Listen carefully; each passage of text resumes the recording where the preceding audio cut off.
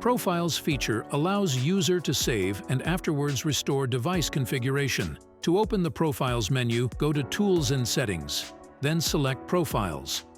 Here you can save the current Spectrum Compact's configuration as a profile by tapping the Save Profile button. In the next step, specify the profile name and tap Save. Now our profile has been created with the specified name. For demonstration purposes, we will select the factory default preset.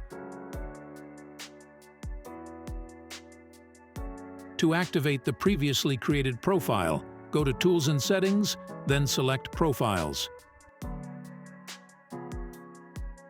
Now you can preview your saved profile by tapping the View Profile button. Restore it by tapping the Set Profile button. Now you can return to the main menu by tapping the Back button.